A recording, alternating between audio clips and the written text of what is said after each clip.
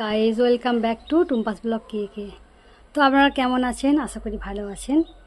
তো আপনারা যে যেখান থেকে আমার এই ভিডিওটা দেখছেন, সেটা দেশের বাইরে হোক আর দেশের মধ্যে হোক, তো প্লিজ ভিডিওটা পুরোটা দেখবেন, স্কিপ করবেন না। তো দেখতে থাকুন, সঙ্গে থাকুন। তো আজ আমাদের রান্না পুজো, সেই জন্য আমি পুরো রান্নাঘরটা ধোয়া মোছা করে পরিষ্কার করে ফেলেছি। একদম পুরো পরিষ্কার করে নিয়েছি, গ্যাস ধুয়ে নিয়েছি, সিলিন্ডারও ধুয়ে নিয়েছি, নিয়ে সব যা যা জিনিস সব হাঁড়ি কড়া সব মেজে পরিষ্কার করে রেখেছি। প্রয়োজন মতো নেবো। কিছু বাসনপত্র ঘরের মধ্যে রেখেছি। আর সবজিগুলো আমি এই যেখানে তুলে রেখেছি, সবজিগুলো আমি নিচে এবার নামাবো আস্তে আস্তে। সবজিগুলো নামিয়ে কী কী সবজি আছে দেখবো, তা বাকি কী সবজি আনতে হবে সেটাও দেখতে হবে। সব রকম সবজি আনা হয়ে গেছে। তো বন্ধুরা, অনেক কিছু সবজি যেগুলো আমি কিনিনি, কারণ ভাবলাম যে বেশি কিছু করে কি হবে, তো খাবার মতো তো লোক লাগবে, তাই নয়? বেশি কিছু করলে তো এই দেখুন, বরবটি নিয়েছি, কুঁদরি নিয়েছি, ভেন্ডি নিয়েছি, কুমড়ো নিয়েছি, বাঁধাকপি, কলা আর বেগুন, একটা নারকেল, আর এই যে চিচিঙে, উচ্ছে, ফুলকপি, আলু। তো আপাতত এই কটা করব, তারপরে আরও কিছু আছে দেখাচ্ছি আপনাদেরকে।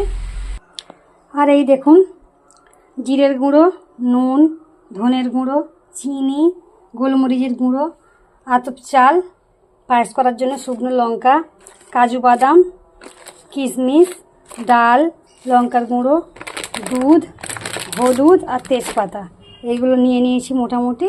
এবার আমি সবজিগুলোকে কেটে নেবো। প্রথমে আমি কটা কলা পাতা কেটে নেবো আমার গাছ থেকে। তো গাছে কতগুলো কলা পাতা কাটবো সেটা পরে আমি দেখাচ্ছি। তো বন্ধুরা, ঘরের তো কলা পাতা, তো সেই জন্য এখানে দুটো কেটে রেখে দিয়েছি, এখানে একটা কেটে চাপা দিয়ে দিয়েছি। আর এখানে আমি সবজি কেটে রাখবো বলে ভালো করে ধুয়ে আর এটাকে রেখেছি, এর মধ্যে সবজি কেটে কেটে রাখবো।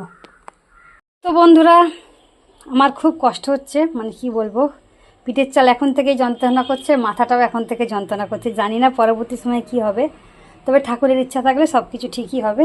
তো এই দেখুন, নারকেল মানে কেটে নিয়েছি টুকরো টুকরো করে, এই যে আলু কেটে নিয়েছি, ওদিকে চিচিঙে, এদিকে বরবটি, এদিকে হচ্ছে উচ্ছে, এদিকে ঢ্যাঁড়স, এদিকে কলা, এখানে হচ্ছে কুঁদরি, ওখানে হচ্ছে কুমড়ো, এখানে বেগুন, আর এখানে কেটেছি আপনার ফুলকপি, কারণ আমাদের এখানে পালং শাক, এই পালং শাক বলছি, পুঁই শাক এবছর আমার হয়নি, আর এখানে পুঁই শাক পাওয়াও যায় না। তো কি করব, দু রকম সবজি করব বলে ওই জন্য।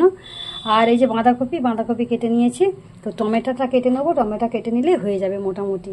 তো ভাবছি আবার টমেটো দেবো না। তো বন্ধুরা, আমাদের এখানে আজকের অন্য মাছ পাওয়া যায়নি, তো সেই জন্য এই মাছটা নিয়ে এসছে। এই যে দেখতেই পাচ্ছেন, এই মাছটা নিয়ে এসছে। এই মাছটা আমি ভাজা করব। আর এই দেখুন, চিংড়ি মাছ নিয়ে এসছে, অনেক বড় বড় চিংড়ি মাছ। তো যেটা মালাইকারি বানায় সেই চিংড়ি মাছটা পেয়েছি আর কি, অন্য কোনো চিংড়ি মাছ পাইনি। তো এটা আমি ভালো করে বেছে নিয়েছি সুন্দর করে। তো এটা আমি ঝাল বানাবো। আর এই যে এইগুলোতে সব আমি একটু একটু করে লঙ্কা গুঁড়ো, হলুদ গুঁড়ো দিয়ে দিয়েছি। এটাকে ভালো করে একটু একটু করে মাখিয়ে নেবো।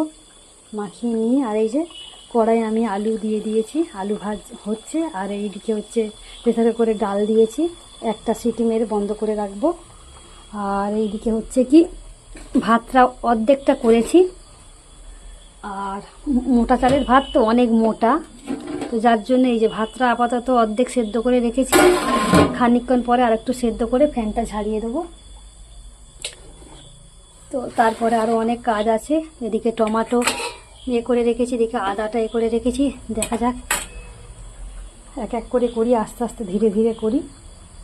তো বন্ধুরা, রান্না কমপ্লিট হয়ে যাওয়ার পর আমি আপনাদেরকে দেখাচ্ছি। এই দেখুন, মোটামুটি সব কিছু হয়ে গেছে। পায়েস, বাঁধাকপি চচ্চড়ি, ফুলকপির তরকারি, মাছ ভাজা, ডাল চচ্চড়ি, সব রকমের ভাজাভুজি, মাছের ঝাল, আর এইদিকে চিংড়ি মাছের ঝাল, মোটামুটি সব কিছু রেডি হয়ে গেছে। তো ডালটা খুব এঁটে গেছিলো, ডালটা খুলতে পারছিলাম না। তো মোটামুটি আমার রাতের বেলা রান্না শেষ হয়ে গেছে। মোটামুটি আমার 1টার মধ্যে রান্না শেষ হয়ে গেছে।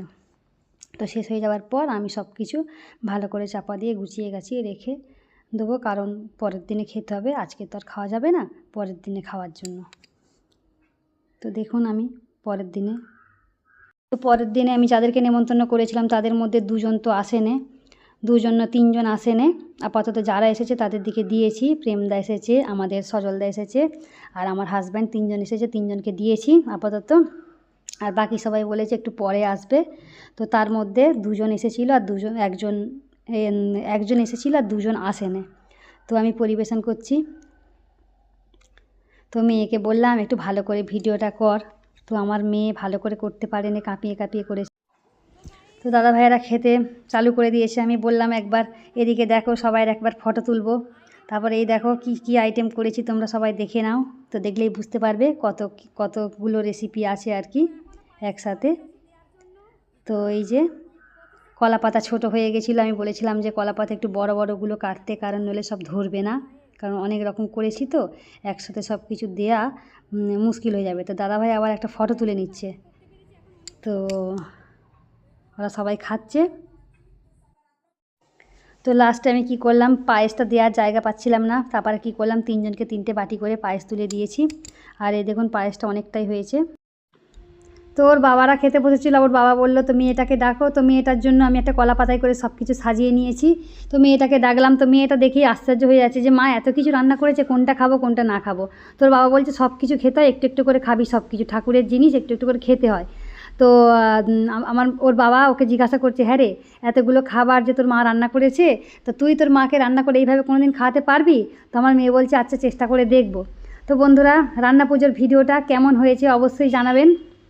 আর আজকের মতো ব্লগটা আমি এখানেই শেষ করছি। টাটা, বাই বাই, সবাই ভালো থাকবেন, সুস্থ থাকবেন, পরে আবার দেখা হচ্ছে।